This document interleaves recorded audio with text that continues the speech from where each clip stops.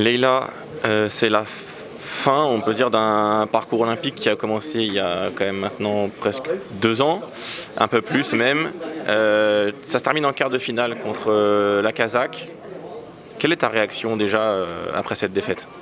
Alors beaucoup de mal à réaliser parce que j'ai pas l'impression d'avoir perdu. J'ai pas l'impression d'avoir gagné non plus, ça c'est sûr.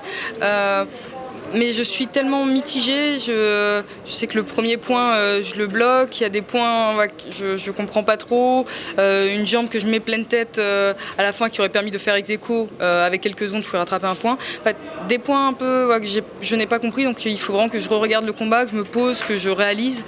Mais là pour l'instant je suis plus dans l'incompréhension, je trouve ça étrange. Voilà.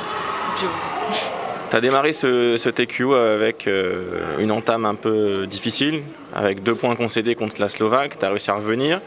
À ce moment-là, tu te dis c'est bon, je suis lancé et plus rien ne pourra m'arrêter.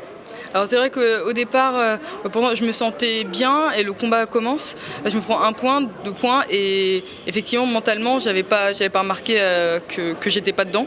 D'un coup en fait j'ai switché, j'ai remarqué que j'avais peur de prendre des points et je me suis dit mais de toute façon si jamais j'y vais pas, je risque pas de prendre de points c'est sûr, mais je risque pas de gagner. Et si je gagne pas, je perds. Donc là vraiment je suis vaille que vaille, je lâche tout et c'est là en fait où vraiment j'ai démarré. Et effectivement je me suis dit, si jamais je garde cet état d'esprit jusqu'à la fin, normalement ça devrait passer. Ça n'a pas été le cas, mais... On a vu qu'il y avait ton entourage qui était là, alors pas tout le monde, mais quand même les personnes peut-être les plus importantes pour toi, ta sœur, ton coach de club. T'as senti leur présence quand même durant ces 3 combats? Alors oui, j'ai senti leur présence, que pour moi c'était très important qu'ils soient là. Ils ont réussi à venir. Denilson Jacquet aussi, qui a fait tout le parcours olympique avec moi, qui a pu venir, Dimitri Dogno. Donc effectivement, ça fait plaisir. Ce que ça permet, même à un moment dans le combat, quand je perds des pieds, je les entendais, ça me donne vraiment beaucoup de force, ça permet de me poser. Et ouais, c'est aussi pour ça que je regrette qu'il n'y ait pas eu plus de public, parce que c'est vrai que le public, ça transcende, ça aide beaucoup. Et ouais, déjà, le peu qu'ils étaient, pour moi, c'était le plus important. Et oui, ça m'a beaucoup aidé. Maintenant, la suite pour toi, voilà, après 2 ans et demi consacrés entièrement à cette préparation olympique, qu'est-ce que ça va être?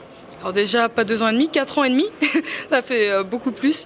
Et là, un peu de repos, je pense. Je vais aller au bord de l'eau, me poser et voilà, savourer aussi ce parcours qui a été magnifique, humainement comme sportivement. Ça a été un parcours vraiment génial. Donc voilà, je vais savourer un peu et on verra ensuite. Merci beaucoup.